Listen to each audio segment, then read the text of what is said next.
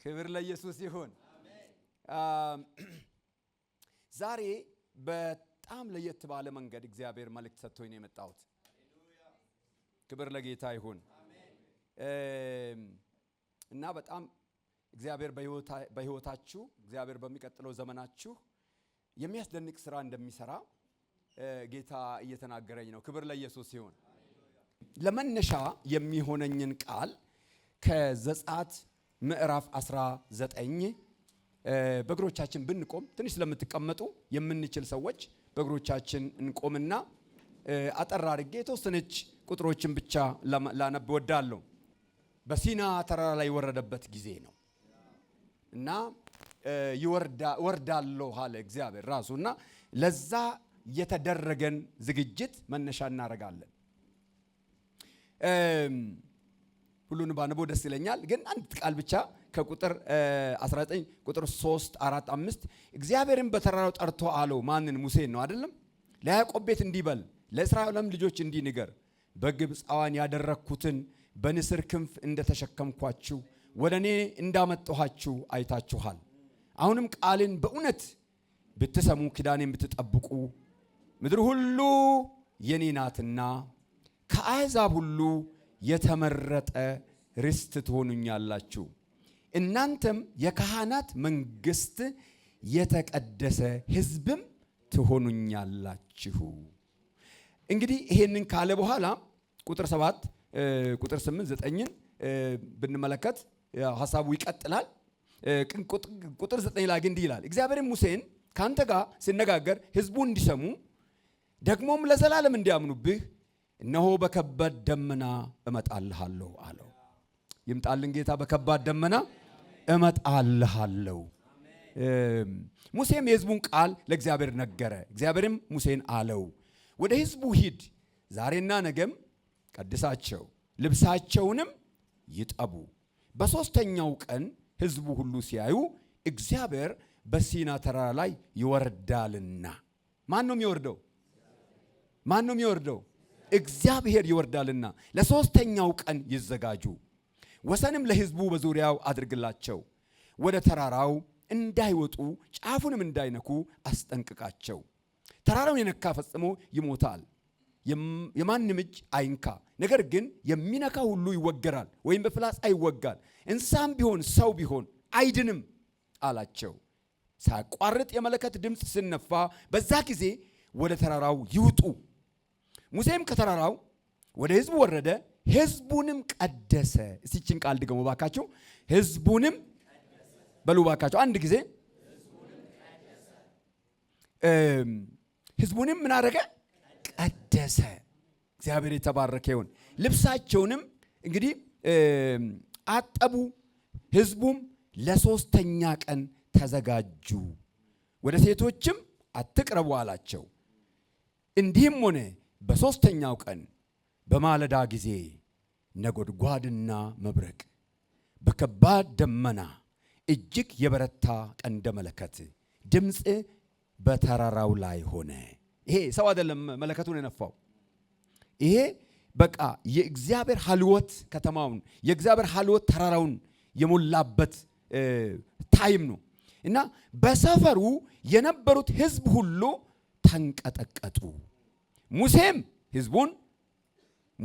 ሕዝቡን ከእግዚአብሔር ጋር ለመገናኘት ከሰፈር አወጣቸው። ማንን ለመገናኘት? ከየት? ከሰፈር አወጣቸው ይላል።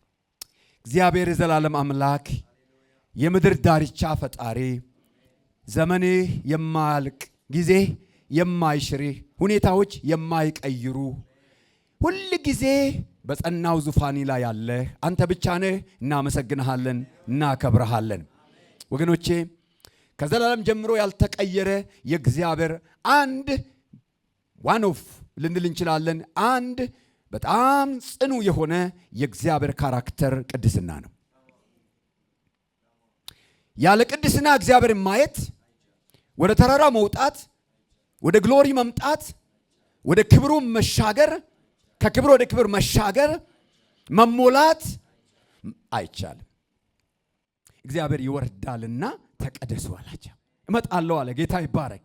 ደግሞ በመጨረሻው ዘመን እግዚአብሔር በሕዝቡ ላይ በሌለ በመጨረሻው ክብርና ኪዳን ጌታ ይገለጣል። ወገኖቼ የሚቀጥለው ዘመን የክብር ዘመን ነው። የእግዚአብሔር የክብር ዘመን ነው። ምድር የምትዋጅበት የመጨረሻው የመከር ዘመን ነው። እግዚአብሔር በልዩ ሀልወቱ ምድርን የሚያንቀጠቅጥበት፣ የገሃነም ደጆች የሚሰበሩበት፣ መተተኞች የሚያብዱበት፣ ጠንቋይ የሚያብድበት፣ የእግዚአብሔር ልጆች በክብር የሚገለጡበት የክብር ዘመን ነው። በቃ አለቀ። ለዚህ የክብር ዘመን መዘጋጀት ደግሞ ያስፈልጋቸዋል እና በልባችሁ ለዚህ ለክብር ዘመን ለዚህ ሊገለጥ ላለው ለጌታ ክብር መዘጋጀት የመጨረሻው ዘመን ጥሪ ነው። ጌታ ይባረክ። እግዚአብሔር የተባረከ ይሁን። ልባችሁን ለጌታ ቀድሱለት። ነፍሳችሁን ለጌታ ቀድሱለት። ሁለንተናችሁን፣ ቤታችሁን፣ ትዳራችሁን ለጌታ ቀድሱለት። ይገለጥበት ጌታ። ይምጣ ጌታ በክብሩ። ደመናው ይምጣ። አው ቅድም ወንድማችን ሲያነብ እንደነበረው በመጋረጃ በማይከደን ፊት የጌታን ክብር እንደ መስታወት ያብለጨለጭን። ጌታ የተባረከ ይሁን። የማይቀንስ ክብር ይመጣል ወገኖቼ፣ የማይቀንስ ክብር ይመጣል። ሃሌሉያ! የማይወርድ ክብር ይመጣል። ይሄንን ደግሞ የሚቀበሉ ሰዎች የተዘጋጁ ሰዎች ናቸው። ይሄ ጊዜ የዝግጅት ጊዜ ነው። ሃሌሉያ! ሃሌሉያ! ሃሌሉያ! አባት ሆይ ይሄ ጊዜ ለኛ ለቤተ ክርስቲያን፣ ለኢትዮጵያ ቤተ ክርስቲያን፣ ለአማኑኤል ቤተ ክርስቲያን የዝግጅት ጊዜ ይሁን።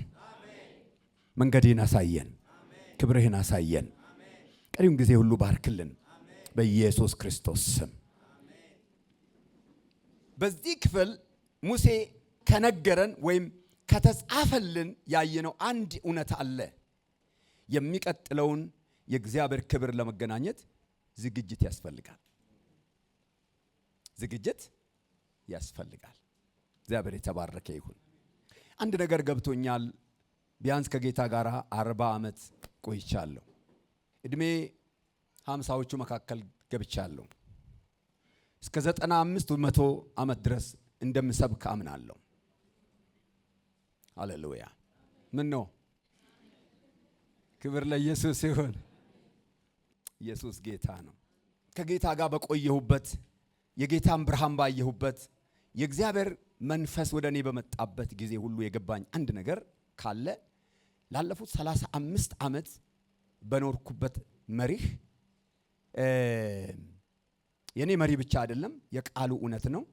የእግዚአብሔርን ክብር ለመቀበል የመቀደስ ግዴታ፣ ሰይጣን ደግሞ የሚመጣው ክብር ወደ ህይወታችን እንዳይደርስ ለማደናቀፍ መንገዱ በኃይለኛ መያዝ አይደለም። ሰይጣን አይችለንም። ሰይጣን አይችልሽም፣ አይችለንም። የሚችለን ግን በራሱ በሰውዬ ውስጥ ሐሳብ ያስገባና ሰውዬውን በራሱ ይጠላልፈዋል። ከጥሪዬ እግዚአብሔር ካየልኝ፣ እግዚአብሔር ከነገረኝ በራሴ መንገድ፣ በራሴ አቅጣጫ፣ በራሴ ሐሳብ፣ በራሴ ህልም፣ በራሴ ፍላጎት ራሴ ለመኮብለል ውሳኔ ካረኩ በኋላ እግዚአብሔር ከዛ ሁሉ አዳነኝ እና ጎንደር ውስጥ ሆኜ ማለት አንዱ ከተማ ውስጥ ሆኜ በሱዳን በኩል ለመጥፋት ወስኜ ሌሊቱ ሙሉ እንቅልፍ ከላይ ላይ ሄደ። ጌታን አውቃለሁኝ፣ ክርስቲያን ነኝ፣ አገልግሎት ጥሪ እንዳለኝ አውቃለሁኝ። ግን የሃይ ስኩል መምህር ነበርኩ በጊዜው እና የሆነው ምንድነው? ሌሊቱ ሙሉ እንቅልፍ ከላይ ላይ ሄደ። እግዚአብሔር ራሱ ግን ምሕረት አደረገልኝና ተቋቋመኝ። እስከ 9 ሰዓት ድረስ እንቅልፍ አልተኛውም ሲጨነቅ። ከዛ አንሶላውን ከስሬ ወሰድኩና ራሴን አስሬ እግዚአብሔር ሆይ እቺን ሌሊት ብቻ እንቅልፍ ስጠኝ አልኩት እና እንቅልፍ ሰጠኝ። ተኛው፣ ነቃው። ጧት ስነቃ በልቤ የሞላው አንድ ነገር ነው። በቀለ ምን ያህል ለበቀለ አደገኛ እንደሆነ እና እቺን ጸሎት ጸለይኩ። እግዚአብሔር ሆይ ለዘላለም ከበቀለ እጅ አድነኝ አልኩ። እግዚአብሔር ከራሳችሁ እጅ አድናችሁ። ሰይጣን በየትም በኩል አያገኝህም። ምንም መግቢያ ቀዳዳ የለውም፣ ኃይልም የለውም፣ ጉልበትም የለውም። አንተ ግን ለራስህ ግን አደገኛ ከሰይጣን በላይ የከፋህ ነህ። ሁለተኛውና በጣም ዴንጀረሱ ከፊቴ ሊሆን ያለ ክብር አለ። በዛች ከተማ ከሁለት ትልልቅ ትራፖች አመለጥኩ። እኔና እናንተ ወደሚቀጥለው የእግዚአብሔር ክብር ለመግባት አንደኛውና የመጀመሪያው እሳቱን ሊያጠፋብን ግሎሪው ሊያጠፋብን የሚችለውን ነገር አሳደም ማጥፋት ነው። ያለ ቅድስና እግዚአብሔርን ማየት አይቻልም። ያለ ቅድስና ወደ ግሎሪ መምጣት አይቻልም። የእግዚአብሔር ክብር ከፍተኛ ጭከና ይጠይቃል። ካልጨከናችሁ መንገድ ላይ በራሳችሁ ስጋ የሚመጣው ክብር ጋር ሳትደርሱ እንዳትበሉ ተጠንቀቁ። እኔ ግን ያለኝ መልእክት ዛሬ እሳቱን የሚያጠፉትን እናጥፋቸው። የአንዳንድ ሰው ህይወት ስታዩት ይበላል ይጠጣል። ልክ አሁን አንዳንድ ሰው ለምሳሌ በስጋ ይበላል ይጠጣል፣ ግን ስታዩት ይከሳል። አንድ ሰው እየበላ የጠጣ ሰውነቱ የሚከሳ ከሆነ ምን አለ ማለት ነው? ምን አለ? የሆነ አንድ ችግር አለ፣ መመርመር አለበት። አንዳንድ ሰው መንፈሳዊ ህይወት ይመጣል፣ ቸርች አያድግም፣ ልሳን ይናገራል አያድግም፣ ብዙ ዓመት ቆይቷል አያድግም። ለምንድን ነው ግን? ለምን አያድግም? ለምን አይጨምርም? ለምን ክብር አይጨምርም? ለምን ጸጋ አይጨምርም? ለምን ለውጥ አይጨምርም? ለምን እድገት አይጨምርም? ለምንድን ነው እዛው ባለበት አንዳንድ ጊዜ የሚኬደው?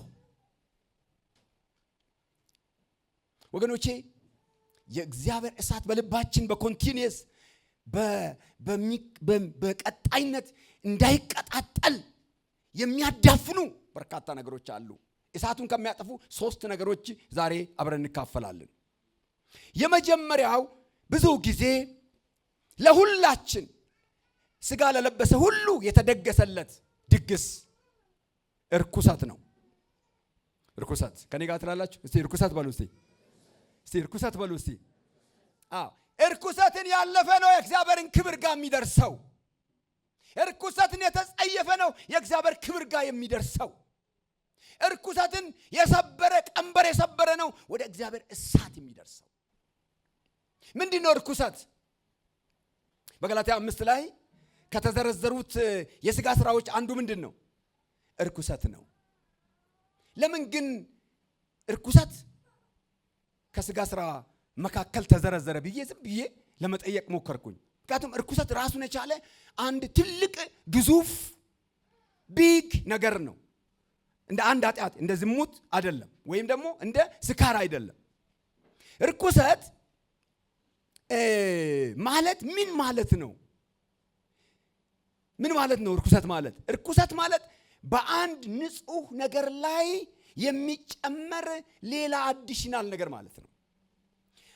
ወይም አዳልትሬት ይባላል፣ ወይም መቀየጥ ይባላል፣ ወይም ኦፍ ኮርስ ቅይጣዊነት ልንለው እንችላለን። መበከል፣ ማርከስ፣ መቀላቀል፣ ማቆሸሽ አካላዊ ሊሆን ይችላል፣ ሞራላዊ ሊሆን ይችላል፣ መንፈሳዊ ሊሆን ይችላል፣ ልባዊ ሊሆን ይችላል። ይሄ አንድ ነገር ወደዚህ ገብቶ ወደዚህ አካል ገብቶ የመንፈስ ቅዱስን ስፍራ የሚሻማ ነገር በሙሉ ምን እንለዋለን? ርኩሰት እንለዋለን። ክርስቲያን ሊረክስ ይችላል። አዎ። እየጸለየ አዎ። በሐሳብ ሊረክስ ይችላል። መንፈስ ቅዱስ እየተሞላ ልሳን እየተናገረ በዚህ በኩል ደግሞ ሌላ ሊገባበት ይችላል። የገባው ነገር እንዳይረዳው፣ የገባው ነገር እንዳይለውጠው፣ ፈትለክ ብሎ እንዳይሄድ እዛው ውሃ ቅዳ ውሃ መልስ እንዲሆን የሚያደርገው ነገር አንዳንድ ጊዜ እንደዚህ አይነት ነገሮች ናቸው። ርኩሰት ማለት ሁለተኛ ጢሞቴዎስ ምዕራፍ 2 ሙሉውን ምዕራፍ 3 ሙሉ የምታነቡት ይነግረናል። ከዛ ክፍል ግን አንዱ በሰይጣን ወጥመድ መያዝ ነው። ማለት ትራፕ። ሰይጣን በጣም ስማርት ነው። አንዳንድ የምንስትበትን ምን ሊያደርግልን ይችላል? ወጥመዶችን ሊዘረጋልን ይችላል። ወጥመዶቹ ብዙ ሊሆኑ ይችላሉ። ከተለያየ የሚመጣ ግብዣ። አንዳንድ እኛ ጋር የሚመጡ ግብዣዎች ማን እንደላካቸው አናውቅም። እነዛን ሴቶች ማን እንደላካቸው አላውቅም። ግን ለእኔ ምኖች ነበሩ? ወጥመዶች ነበሩ። ተያዝኩ ማለት የሚቀጥለው ክብር የሚቀጥለው ኃይል ሊኖር አይችልም። በዛ ከተማ እቺ ሴት እግዚአብሔር ከዛ ከተማ አባረረልኝ። ያኛውን አመለጥኩ። በስድስተኛ ወሩ እግዚአብሔር በኃይል ወረደብኝ። ለመጀመሪያ ጊዜ በህይወቴ ተአምር ያየሁት ሽባ የተተረተረው እዛ ከተማ ነው። በ6 ወር ጋፕ ውስጥ ሊያሰምጠኝ ነበር። ወይ ሊሄድ ወይ ልጠፋ ወይ ልረክስ ነበር። በ6 ወር ጊዜ ውስጥ አንድ ሽባ እዛ ተተረተረ። አንድ ካንሰር ተፈወሰ። ክላስ ውስጥ ልሳን ያመልጠኝ ነበር በዛ ጊዜ። ከየት መጣ ካላችሁ መቅደሱን ለባለቤቱ የመጡ ግብዣዎችን እምቢ። በኤፌሶን 4 ላይ እንመለከታለን። 2 ክፍል ጀስት ፈጠን ብዬ አነባዋለሁ። ሁለተኛ ጢሞቴዎስ ምዕራፍ 3ን ሙሉን ካነበባችሁ የመጨረሻ ዘመን ምኖች ናቸው እነዚህ? ምልክቶች ናቸው። ነገር ግን በመጨረሻ ቀን የሚያስጨንቅ ዘመን እንዲመጣ ይህንን እወቅ። ሰዎች ምን ይሆናሉ? ራሳቸውን የሚወዱ ይሆናሉ። ልብ በሉ። ምን ይሆናሉ? ራሳቸውን ምን ያደርጉ? የሚወዱ። ከጌታ በላይ፣ ከቅዱሳን በላይ፣ ከእግዚአብሔር ቤት በላይ። by the way this is a virus። ይሄ የመጨረሻው ዘመን ካንሰር ቫይረስ ነው። ክርስቲያን ሊያጠቃ ይችላል። አዎ። ካላመለጠ አዎ። እና ይሄ ሰው በካንሰር በዚህ ጋር ተጠቅቶ ጀርሙ ቫይረሱ ገብቶበት ደግሞ በመንፈሳዊ ሕይወቱ ሊፋፋ ይችላል። አይችልም። የሚያከሳው አለ፣ በዚህ ቦታ የሚያጠቃው አለ። ጸሎቱ እንዳይጸልይ እንዳይቀጣጠል የሚያደርገው አለ። ገባ፣ የሆነ ነገር ቫይረስ ገብቷል። ራሳቸውን የሚወዱ ይሆናሉ። ገንዘብ ይወዳሉ። ትምክህተኞች፣ ትዕቢተኞች፣ ተሳዳቢዎች፣ ለወላጆቻቸው የማይታዘዙ፣ የማያመሰግኑ፣ ቅድስና የሌላቸው፣ ፍቅር የሌላቸው፣ እርቅ የማይሰሙ፣ ሐሜተኞች። ምኖች እስቲ 3 ጊዜ ሐሜተኞች ልመል እስቲ። አንድ ከዚህ እኔ ንጹህ ነኝ የሚል ሰው ካለ ጀግና ነው። አንደበቱን የሰበሰበ ልቡን የሰበሰበ ጀግና ነው። ሐሜተኞች ራሳቸውን የማይገዙ ምኖች ናቸው? በቃ በስሜት የሚነዱ፣ በራሳቸው የሚነዱ፣ በትዕቢት የተነፉ፣ ከእግዚአብሔር ይልቅ ተድላ ምን የሚያደርጉ የሚወዱ። የአምልኮ መልክ አላቸው፣ ኃይሉን ግን አድርገዋል የካዱ።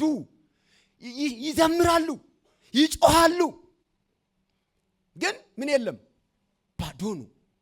ሂፖክራሲ ነው፣ ግብዝነት ነው። ጌታ ይጋይነካቸዋል። this is a virus። የመጨረሻው ዘመን ክርስቲያኖችን የሚያጠቃ ቫይረስ ነው። ግን እኔ በተቃራኒ ነው ማምነው፣ በተቃራኒ ነው ማስበው። ሊያጠቃን አይገባም ነው የምለው። በመጨረሻ ዘመን ስጋ በለበሰው ሁሉ ላይ ከመንፈሴ ምን አደርጋለሁ? አፈሳለሁ። ወንዶችና ሴቶች ልጆቼ ምን ይሆናሉ? ትንቢት ይናገራሉ። እግዚአብሔር የተባረከ ይሁን። ስለዚህ 2 መጨረሻዎች አሉ። የአንዱ መጨረሻ ምንድን ነው? እሳት ነው፣ ክብር ነው፣ መገለጥ ነው፣ ራእይ ነው፣ ድንቅ ነው፣ ታምራት ነው፣ ልሳን ነው፣ ልዩ ልሳን። የሌላ መጨረሻስ የግልሙትና ቤተክርስቲያን አለ። አሁን የአምልኮ መልክ ብቻ ያለ ቸርች ይመስላል፣ ግን ቸርች አይደለም። የለም። እና ኃጢአት የተከመረባቸው ምናምን እያለ በጣም ይናገርና ከነዚህ ራቅ ነው የሚለው። እግዚአብሔር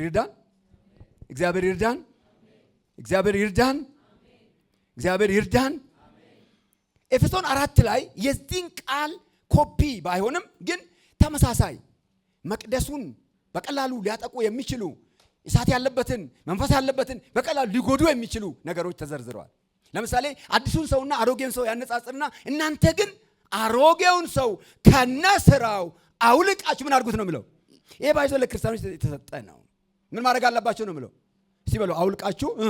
ለምን ገብታችኋል? አንዳንድ ጊዜ ዝናብ ከመታችሁ ወደ ቤት ስትመጡ የበሰበሰውን ልብስ ይዛችሁ ትቀመጣላችሁ። ምንድን ነው የምታደርጉት? ይዛችሁ ብትቀመጡስ በጣም ይወርዳቸዋል። ስለዚህ ምን ማድረግ አለባችሁ? ታወልቁና ሌላ ልብስ ትለብሳላችሁ።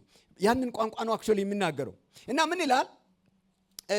ከቁጥር 17 ጀምሮ እስከ 30 እናንተ አንብቡት። ረጅም ጥቅስ ስለሆነ ብዙ ጊዜ ስለሌለኝ እሱ ማንበብ አልችልም። ግን በተለይ ከቁጥር 25 ጀምሮ ውሸትን አስወግዳችሁ እርስ በርሳችሁ ብልቶች ሆነናል፣ እያንዳንዱ ከባልንጀራው ጋር እውነትን ይነጋገር፣ ተቆጡ፣ ኃጢአት አታድርጉ፣ በጎታችሁ ፀሐይ አይግባ፣ ለዲያብሎስ ፈንታ አትስጡ። ምን አትስጡ? አይታችን በምንለው ነገር ማን እድል ሊያገኝ ይችላል? ሰይጣን አንቴና ሊያቆም ይችላል። ቤታችን ላይ መግቢያ ሊያበጅ ይችላል በምናደርገው ነገር። ስለዚህ ሰይጣን ከምናደርገው ነገር ጋር ይመጣል እንጂ ሰይጣን ሰብሮ አይገባም። ከምንሰራው፣ ከምንናገረው፣ ከሪሌሽንሺፖቻችን ጋር ከምናጠፋው ነገር ላይ ሰይጣን ፈልጎ ቀዳዳ ያበጃል። በቤታችሁ ሰይጣን አንቴና ተክሎ ደግሞ በቃ ኦልሬዲ ምን አድርጓል ማለት ነው። በትክክል መስራት ይችላል። እናንተ ሰፈር ላይ ቤታችሁ በጌታ በኢየሱስ ክርስቶስ ስም በቅድስና የተሞላ ይሆን። የሰረቀ ከእንግዲህ አይስረቅ፣ ነገር ግን በዚያ ፈንታ ለዲያብሎስ ፈንታ ለጎደለው እንዲኖረው በገዛ እጁ ይድከም ይስራ ካለ በኋላ ለሚሰሙት ጸጋን ይሰጥ ዘንድ እንደሚያስፈልግ ለማነጽ የሚጠቅም ማናቸውም በጎ ቃል እንጂ ክፉ ቃል ካፋችሁ አይውጣ። ለቤዛ ቀን የታተማችሁበትን ቅዱሱን የእግዚአብሔር መንፈስ አታሳዝኑት ይላል። እንደዚህ ቆም ብላችሁ አስቡትና ምን አድርጌ መንፈስ ቅዱስ ላሳዝነው እችላለሁ? መንፈስ ቅዱስ ንፋስ አይደለም። መንፈስ ቅዱስ ውሃ አይደለም። መንፈስ ቅዱስ ዘይት አይደለም። መንፈስ ቅዱስ ማንነት ነው። በልባችን ያለው ነገር ሊያስደስተው ደግሞ ምን ሊያደርገው ይችላል? ሊያሳዝነው ይችላል። መንፈስ ቅዱስ አሳዝኖ ሰው መንፈስ ሊሞላ አይችልም። መንፈስ ቅዱስን እያሳዘነ የሚኖር ሰው በህይወቱ በጭራሽ ሊጨምር አይችልም። ቸርች ይመጣል፣ ግን ዝም ብሎ ስታዩት እየከሳ ነው የሚሄደው። እኔ አያቸዋለሁ። አንዳንድ ሰዎችን ሲያዩ ዝም ብሎ አያቸው። በቃ አውቃለሁ፣ ሳይ ዝም ብዬ የከሳ ሰው አውቃለሁ እኔ። እና አንድ ሰው በእኛ ሚኒስትሪ ውስጥ አብሮን የሚያገለግል ሰው እና ሳይ ሁል ጊዜ ክሳት ያጠቀዋል። ንግግሩ ይንተባተባል፣ ህይወቱ የሆነ ነገር ነው፣ ግልብጥብጡ ይወጣልና ዝም ብዬ ምንድን ነው ግን አንተ ደህና ነው ይለዋል። በጣም መሰወር ጀመረ። ይህን ሲያይ በኋላ $15,000 ከኛ ሰርቆ ተያዘ ማለት ነው። ተያዘ። ህይወቱም ቶታሊ ዲስኮንቲኒው ግን ብሩንም አስከፍለነዋል። ህይወቱ የማይጨምር ሰው ምንድነው ችግሩ ካላችሁ የሆነ ቦታ ላይ ምን እያደረገ ነው? ሊክ እያደረገ ነው። ዛሬ በሮቻችን ሁሉ የምንዘጋበት ለሰይጣን እድል ፈንታ መሆን የሚችል ሁሉ ምን መታበት። እግዚአብሔር የተባረከ ይሁን። ለምን ክብር አለ ከፊታችን? ለምን ኃይል አለ ከፊታችን? ለምን መገለጥ አለ ከፊታችን? ለምን መሞላት አለ በፊታችን? ለምን የእግዚአብሔር የመገለጫ የክብር ዘመን ነው። ስለዚህ በሪልሙ ላይ በአየሩ ላይ ስልጣን ያለው አለቃ ፈቃድ መመላለስ አንችልም። እኛ ግን በሰማይና በምድር ሙሉ ስልጣን ያለው የጌታ ፈቃድ ልናደርግ እንጂ በአየር ላይ ስልጣን ያለው አለቃ ፈቃድ መመላለስ አንችልም። እግዚአብሔር ከጨካኞች ጋር ይቆማል። ሃሌሉያ። ዮሴፍ ያቺ ሴት ያዘች፣ ተጠመጠመችበት። እዛው ነበር የሱ ነገር የሚያበቃው። ግን ገፍትሮ ወጣ፣ ጥሎ ወጣ። ኖ አለ። እግዚአብሔር ኖ ከሚሉት ጋር ይቆማል። ኖ ከሚሉት ጋር እግዚአብሔር ይቆማል። ዳንኤልና ጓደኞቹ ባቢሎን ከገቡ በኋላ በተለይ ዳንኤል እንዳይረክስ በንጉሱ መብል በልቡ ምን አደረገ ይላል? አሰበ ይላል። እንደ ዳንኤል በአራት ነገስታት ሳይነቃነቅ የቆመ አንበሳ ሊበላ አልቻለ፣ እሳቱ ሊበላ አልቻለው፣ ሹመት መሾም መሻር የማያውቀው እግዚአብሔር ኢንስቶል ያደረገው ሰው የለም። ክብር ለኢየሱስ ይሁን። ስለዚህ ያንዳንዶቻችሁ ክብር ከፊታችሁ አለ። ክብር አለ፣ ከፍታ አለ፣ ለውጥ አለ፣ ጽናት አለ፣ መባረክ አለ፣ መሻገር አለ። ግን ጅኒ እዚህ ምን ያደርጋል? ትንንሽ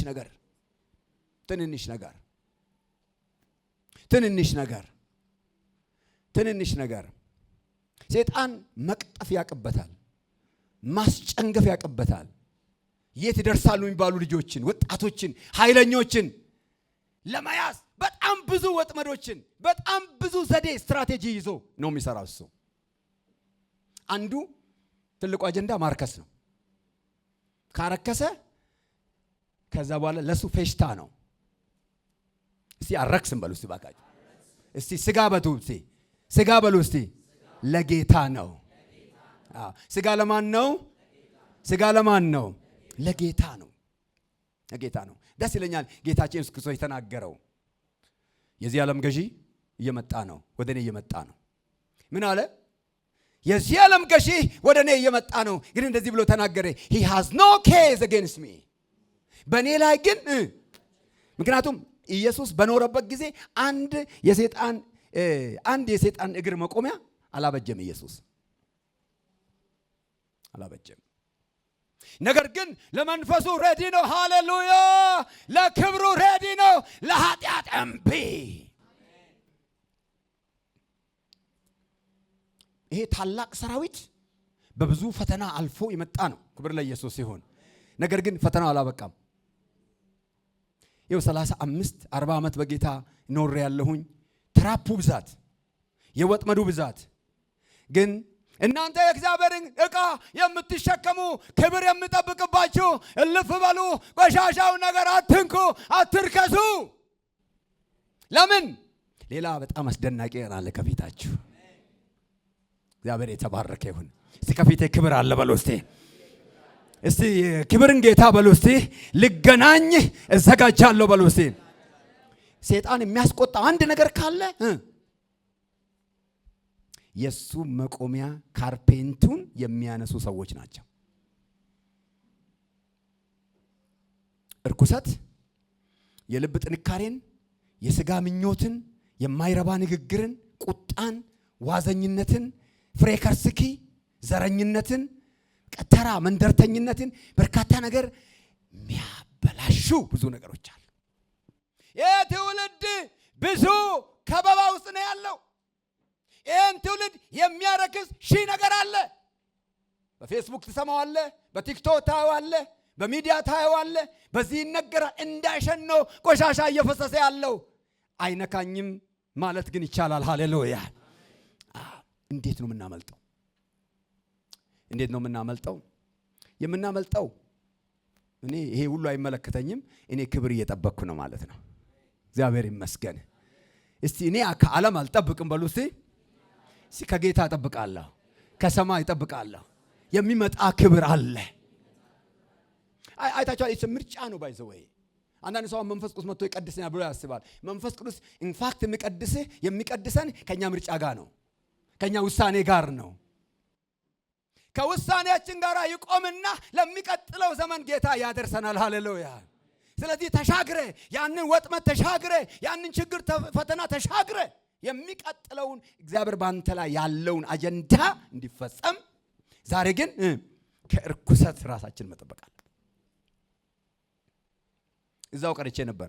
ኢንፋክት ያ ምሽት አጋንንት ይገባብኝ ነበር። እኔ ያቺ ሴትዮ አጋንንት አለባት፣ የሷም አልወጣም። ከዛ አንድ ላይ ተደምረን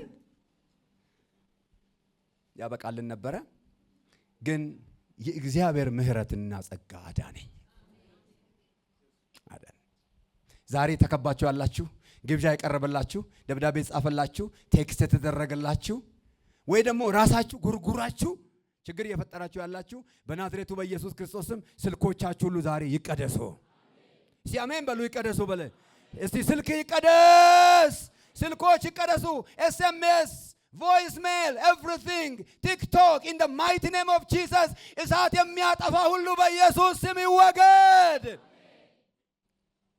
ክብር የሚፈልጋለ፣ የእግዚአብሔር ኃይል የሚፈልጋለ፣ ጸጋ የሚፈልጋለ፣ ይምጣብኝ የሚል አለ። ራሱን ይቀድስ ወገኖቼ። ምክንያቱም ሙሴ ምን አለ? ህዝቡ ይዘጋጅ አለ። ራሱ ነው የሚወርደው እግዚአብሔር አለ። እግዚአብሔር ደግሞ እንዲህ አለ፣ በከባድ ደመና ምን አደርግልሃለሁ? ሃሌሉያ! በከባድ ደመና የሚወርደውን ጌታ ለመገናኘት for 3 days ለ3 ቀን ግን ምን መደረግ ነበረባቸው? they have to wash themselves. even በዛ ጊዜ ከሚስቶቻችሁ ጋር እንኳን ምን አታድርጉ? አትተኙ። ለምን መሰላችሁ? አንዳንድ ጊዜ for the highest call ለአንዳንድ ታላላቅ ጥሪዎች ምግብ እንኳን እናቆማለን። አሜን ነው። ምግብ ራሱ ከእግዚአብሔር ይበልጥ ምንም ነገር የለም። መኝታ ከእግዚአብሔር ይበልጣል። ምግብ ከእግዚአብሔር ይበልጣል። ፌስቡክ ከእግዚአብሔር ይበልጣል። ሃሌሉያ አሜን። ሃሌሉያ ሃሌሉያ። ማነው ራሱን የሚያዘጋጅ? ማነው ክብር የተራበው? ማነው ክብር የተጠማው? ማነው እሳቱ መቀበር ሬዲ የሆነ? እግዚአብሔር ስሙ ይባረክ። እግዚአብሔር ይሄንን ሲያረግ አንድ ታላቅ ነገር ሊሆን ነው ማለት ነው። ባይ ዘ ወይ እንዲህ ያረጋችሁ ያላችሁ፣ እንዲህ ጨክናችሁ ነው ያላችሁ ያላችሁ፣ በዚህ ምክንያት ዋጋም እየከፈላችሁ ያላችሁ ካላችሁ እግዚአብሔር ይመለከታል። ነገራችሁ በከንቱ አይቀርም። ከብዙ ነገር ብዙ ጥቅም ቀርቶባችሁ ልጅ በዚህ ምክንያት አረክስም ብላችሁ እንደ ዳንኤል አልበላም፣ የንጉሱ መብል አልበላም፣ ግብዣ አልቀበልም፣ ስልጣን አልቀበልም፣ ጉቦ አልቀበልም፣ ምናምን አልቀበልም፣ ዘረኛ ውስጥ ቡድን ውስጥ አልገባም፣ ቢጤ ውስጥ አልገባም ነው እኔ እግዚአብሔር ወገን ነኝ ያሉ ሰዎች ዋጋ ሊከፍሉ ይችላሉ። እግዚአብሔር በሚቀጥለው ዘመን ግን በኃይል አስነስቶ ያሳያቸዋል። ክብር ለኢየሱስ ይሁን። እኔ እንዲህ ፊል አደርጋለሁ።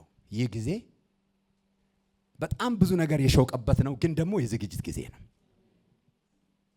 ሁለተኛ ስጋዊነት ነው። አንደኛው ምንድን ነው?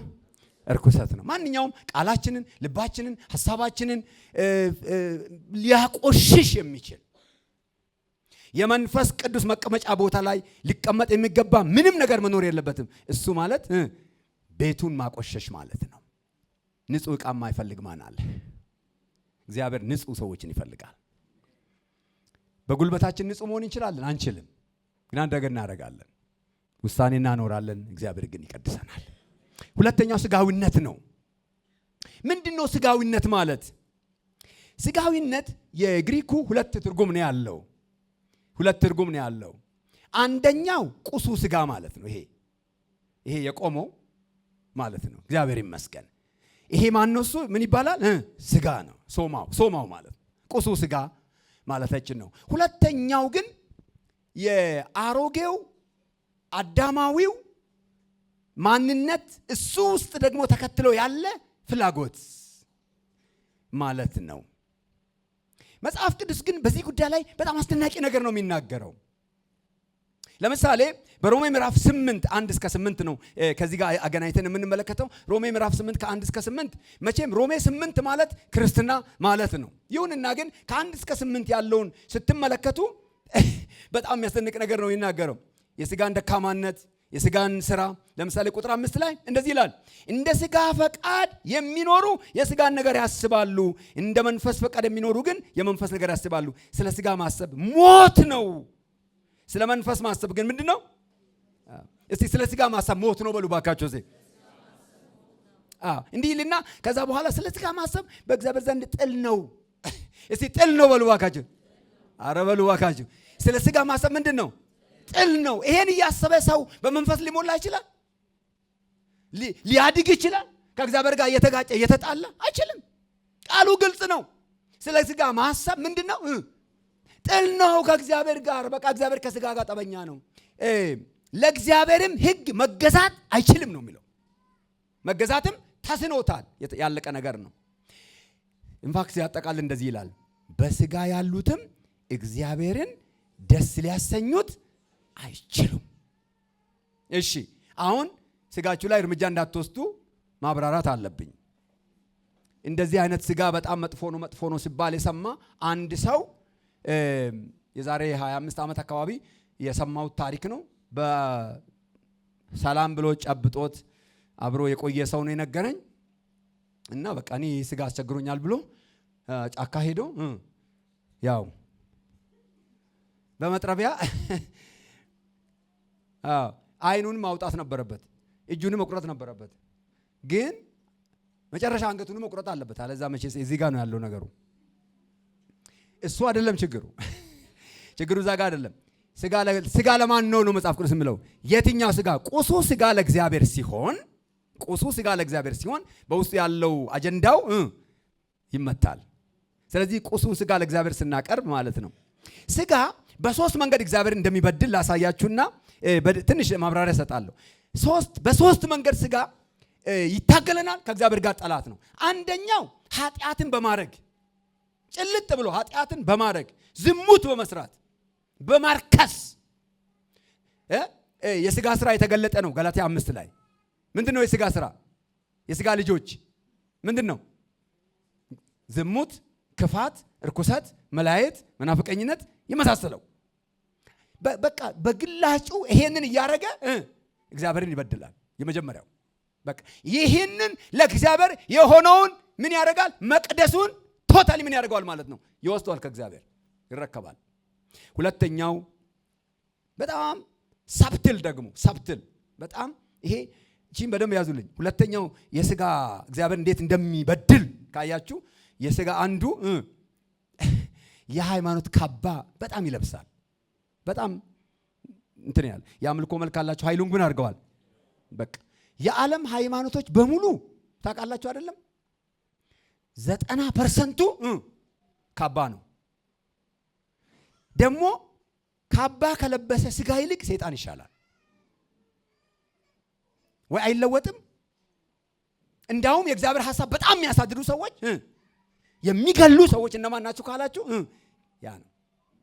እና አንዳንዶቻችን በቃ መለወጥ ሲያቅተን ምን ማድረግ እንጀምራለን? ልብስ እናለብሰዋለን።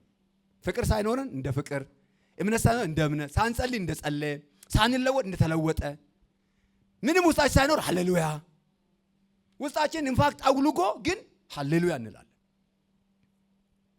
ይህ የእግዚአብሔርን ስፍራ ይይዝበታል። የመንፈስ ቅዱስ ቦታ ይይዝበታል። ሶስተኛው የስጋ ስራ የሚገለጠውን የእግዚአብሔርን ክብር ብሎክ ያደርጋል። ምክንያቱም ጠበኛ ነው፣ ከእግዚአብሔር ጋር ጠበኛ ነው። እሱ ካልሞተ አዲስ ህይወት ሊመጣ አይችልም። ስጋዊነት እንዴት እግዚአብሔርን እንደሚያሳዝን ገላትያ 6 ሮሜ 1-8 ያሉ ብዙ ነገሮችን ማየት እንችላለን። እንግዲህ ይሄ ስጋዊነት በተለይ ካርናል ክርስቲያን ስንል ወይም ስጋውያን ክርስቲያኖች ስንል ምን ማለታችን ነው? መንፈስ ያልመራቸው፣ መንፈስ የማይነዳቸው፣ መንፈስ የማይቆጣጠራቸው፣ ስጋ የተቆጣጠራቸው ሰዎች ማለት ነው። እንዴት ማምለጥ እንችላለን? ደስ ይለኛል። ሮሜ ምዕራፍ 8 አሁንም ሮሜ ምዕራፍ 8 ሁለት ቁጥሮችን ላንብብ። እንዴት ከዚህ ስጋ ማምለጥ እንደሚቻል እና አደገኛነቱንም እዛ ጋር እንመለከታለን። ቁጥር 9 እንደዚህ ይላል፣ እናንተ ግን እስቲ አብራችሁኝ በሉ። እናንተ ግን የእግዚአብሔር መንፈስ በእናንተ ዘንድ ቢኖር በመንፈስ እንጂ በስጋ አይደላችሁ። አሁን እነዚህ በመንፈስ የሆኑ ሰዎች መንፈስ የተሞሉ በልሳን የሚናገሩ ከማለት ያለፈ ነው። those who are in the spirit ገላትያ 5 ላይ በመንፈስ ተመላለሱ walk in the spirit ማለት በመንፈስ ሪልም ውስጥ የሚመላለሱ የእግዚአብሔር መንፈስ የበዛላቸው የገዛቸው የተቆጣጠራቸው ስጋን ኢንፋክት ምን ያደረጉ ማለት ነው? የገደሉ ማለት ነው። ቁጥር 13 እናንብብ አብረን እንዴት አድርጎ እንደሚረዳን። ቁጥር 13 እንደ ስጋ ፈቃድ ብትኖሩ ምን ትሆናላችሁ? ትሞታላችሁ። በመንፈስ ግን የስጋን ስራ ብትገድሉ በህይወት ትኖራላችሁ። እግዚአብሔር ይመስገን። ይሄ ለክርስቲያን ሁሉ የተሰጠ ነው። በመንፈስ የስጋን ስራ ምን ብታደርጉ? ብትገድሉ። ስለዚህ አንደኛ ሰፈር መገለል ያለበት ሰው ያለ አለዛኛን ይገለናል። ወይ ትሞታላችሁ ወይ ትገላላችሁ ነው። እሺ የስጋን ስራ የማይገሉ ሰዎች ዘመናቸው መስቀልቀል፣ ህይወታቸው መስቀልቀል፣ ነገራቸው መስቀልቀል፣ ህይወታቸው በቃ ኤቭሪቲንጋቸው መስቀልቀል ነው የሚሆነው። እሱ ብቻ አይደለም፣ ወደሚቀጥለው ክብር መሻገር አይችሉም። ስጋ በመንፈስ መንፈስ በስጋ ላይ ትግል ውስጥ የሚኖሩ ሰዎች ናቸው። ዛሬ ግን እንዲህ ልበላችሁ፣ እግዚአብሔር የላከልን አንድ ምህረት አለ። እሱም በሰጠን መንፈስ ስጋን ማሸነፍ ነው። ስጋ ካልተሸነፈ ወደሚቀጥለው ክብር መሻገር ስለዚህ ትግል አለ። እዚህ ማለት ውስጥ ትግል አለ። እያንዳንዳችን ጋር ትግል አለ።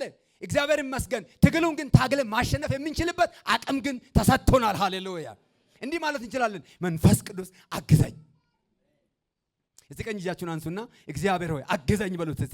እስቲ መንፈስ ቅዱስ ሆይ በሉ። እስቲ አግዘኝ በሉ። እስቲ ትግሌን በሉ። እስቲ ታገልልኝ በሉት። እስቲ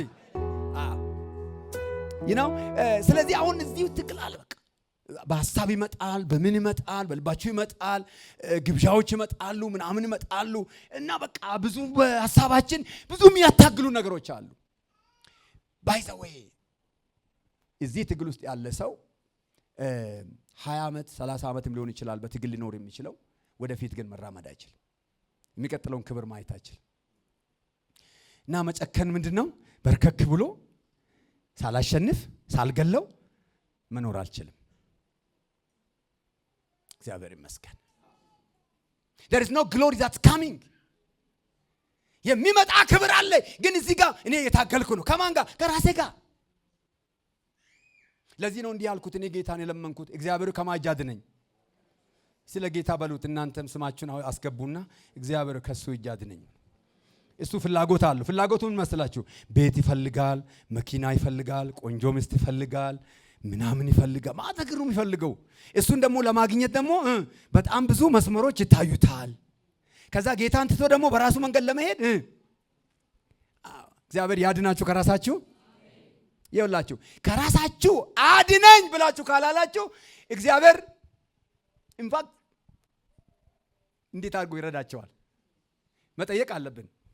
በኋላ ምን ታውቃላችሁ? በመንፈስ ሆናችሁ የሥጋ ሥራ ገላችሁ እግዚአብሔር ደግሞ ሲረዳችሁ በራሳችሁ ላይ ይሾማችሁና የራሳችሁን ህይወት ቁልፍ ይሰጣችኋል። ራስ መግዛት የሚባለው ፍሬ ከዛ በኋላ የሚመጣው you can lead yourself። ምን ሆነ? በመንፈስ you know how to lead። ራስን እንዴት እንደምትመራ ማለት ነው። እግዚአብሔር ይባረክ። በራሴ ላይ ይሾማል ጌታ። በራሴ ላይ ይሾማል ጌታ።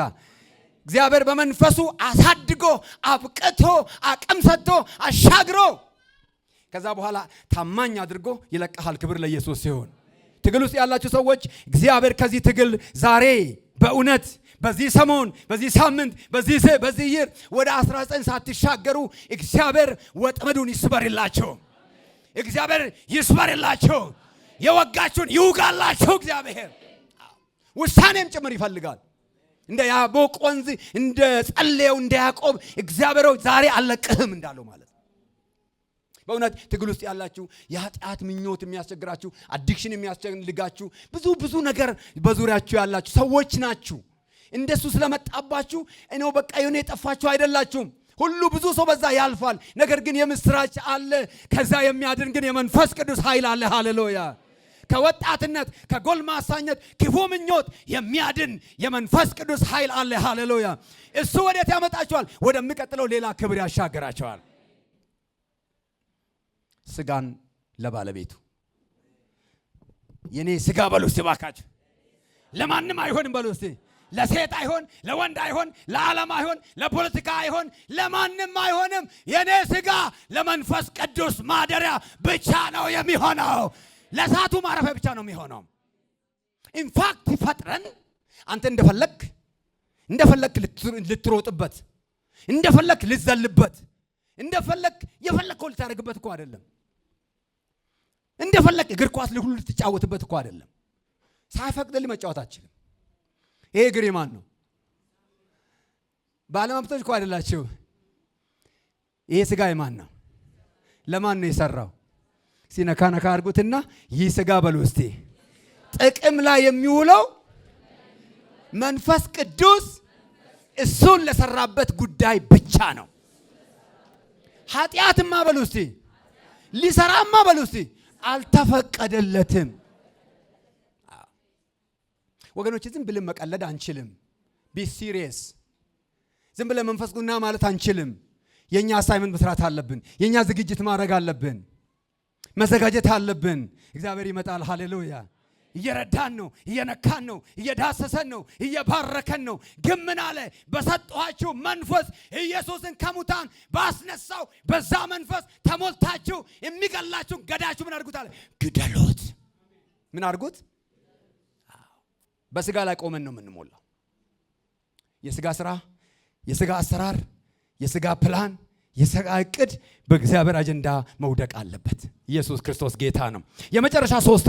የመጨረሻ ሶስተኛ መጥፋት ያለበት፣ መገደል ያለበት፣ መወገድ ያለበት እሳቱን የሚያጠፋው ሶስተኛው አለመቀደስ ነው።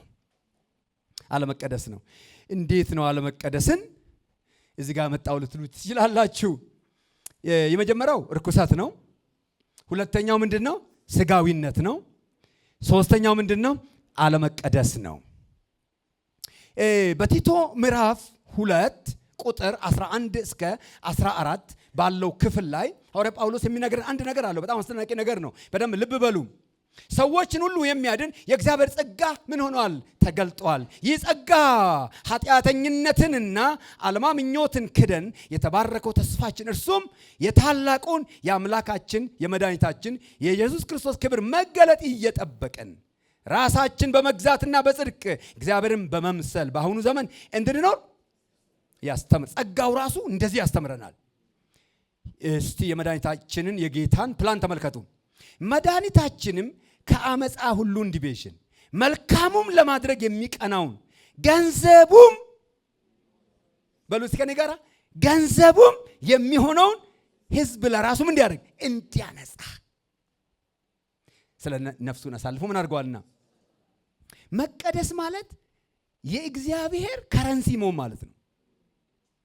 የእግዚአብሔር ሳንቲም መሆን ማለት ነው። ዝም ብሎ ቤት ውስጥ መቀመጥ አይደለም። ዝም ብሎ ቸርች መምጣት አይደለም። ራስን እግዚአብሔር መንዝረው እንዲጠቀምብህ አሳልፈህ ለአንተ ብቻ ነው ብለህ ለይለት ማለት ነው። እስቲ ለእግዚአብሔር የተለየ ሕዝብ በሉ እባካችሁ። እስቲ 3 ጊዜ የተለየ በሉ እስቲ። እስቲ የተለየ በሉ እስቲ። የተለየ ማለት እኮ ከሰው ፈንጠር ያለ ማለት አይደለም። እግዚአብሔር እንዲሰራበት ለእግዚአብሔር ይኸው የሰጠ አሳልፎ የሰጠ። ራስን ለምስትህ ከመስጠት በፊት ለማ መሆን አለብህ? ለባሊ ከመስጠት ለማ መሆን አለብህ? የጌታ ለራሱ ምን እንዲያደርግ ነው የምለው? ገንዘብ የሚሆን እንደፈለገ የምጠቀምበት። አሁን እዚህ ጋር ገንዘብ አለ ከፊቴ ቱ ዘ ፖይንት የፈለኩትን ማድረግ በምችልበት ደረጃ የኔ ኪስ ውስጥ ነው ያለው። ገንዘቡ ህዝብ የሆነ ህዝብ ማለት እግዚአብሔር ፍል ብቻ የሚያዘው ማለት። ከእግዚአብሔር ጋር ወደ ቤቱ ስንመጣ የዘላለም ሕይወት እንዲሰጠን መንግስተ ሰማይ እንድንገባ ሃይማኖት አይደለም የተቀበልነው፣ የእግዚአብሔር ገንዘብ ነው ይሆን ነው። እስቲ አሜን በሉ እስቲ። መንግስተ ሰማይ ለመግባት በኢየሱስ መንገድ የመጣን ሰዎች አይደለንም። ይሁንም ሊሆን ይችላል መጨረሻ ላይ። ከዛ በላይ ግን አጀንዳው ምንድነው? በዚህ ምድር ላይ ባለን መንግስቱን ለመመስረት እንደፈለገ ገንዘቡ አድርጎ ግንባታ ሊሰራብን ለራሱ የለየን ሰዎች ነን። እስቲ እኔ የሱ ነኝ በሉ እስቲ። እስቲ በእንግሊዝኛ I belong to him በሉ እስቲ። መቀደስ ማለት አንዳንድ ጊዜ አንድን ነገር ለአንድ ጉዳይ፣ ለምሳሌ ይሄ ለምንድን ነው የተሰራው? ለውሃ ነው የተሰራው። ለሌላ ነገር ማዋል ይቻላል አይቻልም? ይቻላል። ወተት ይገባበታል፣ ልዩ አፈር ልንከትበት እንችላለን፣ ብዙ ነገር ሊሆንበት ይችላል። ግን ኦሪጂናሊ ፕላኑ ምንድን ነው ከተባለ ለምንድን ነው? ለውሃ። እስቲ እኔ በሉ እስቲ የተሰራውት በሉ እስቲ በዚህ ምድር ላይ እግዚአብሔር ለሚሰራው ስራ መገለጫ ገንዘቡ ንብረቱ ለመሆን ነው በሉ እስቲ። ልክ ለዛ ስትዘጋጁ እግዚአብሔር ለዛ ለጠራችሁ ጸጋን፣ ኃይልን፣ ቅባትን ያፈስባችኋል። because you are ready ልትመነዘሩ ማለት ነው። ክብር ለኢየሱስ ይሁን። ለምን ነው እግዚአብሔር ጸጋ የሚሰጣችሁ? አንተ ሻፓፓፓን ለማለት ኖ የሚሰጣችሁ ለምንድን ነው? እጁ ገብተሃል የፈለገውን ሊያረግብህ ነው እንጂ ሞጭለፍ አድርገህ ተባርከህበት ስትሄድ ደስ እያለ እንድትሄድ ከዛ ያለፈ ነው። መቼም ጌታ ደስ ያሰኛል። ሃሌሉያ። አረ ከዛ ያለፈ ነው። ክብር ለየ። አንዳንድ ሰዎች እግዚአብሔርን የሚፈልጉት ለሚፈልጉት ጉዳይ ብቻ ነው። እግዚአብሔርን የሚፈልጉት ለምንድን ነው? ለሚፈልጉት ነገር ጸልየው ይሳካላቸዋል፣ ልጆቻቸው ይባረካሉ፣ ቤታቸው ይባረካል፣ ንብረታቸው እንደዚህ ሰብሰብ አድርገው ከዛ ታንኪው ጌታዬ አይባልም። አፍርሰውና እንደውም በሙሉ ጣለውና ናልል ይችላል ጌታ። ከዚህ ቤት መስክሬላቸዋለሁ አይደለም? አሜሪካ ነገር 2009 በፈረንጆች ማስተርሴን ጨርሼ ልክ ሳበቃ ወደ ኢትዮጵያ እንዳልመለስ ሰይጣን ይሁን ይመስለኛል 4 ትልልቅ በሮችን ከፈተልኝ አላልኩም፣ አውቃቸዋል። ምን አረገብኝ?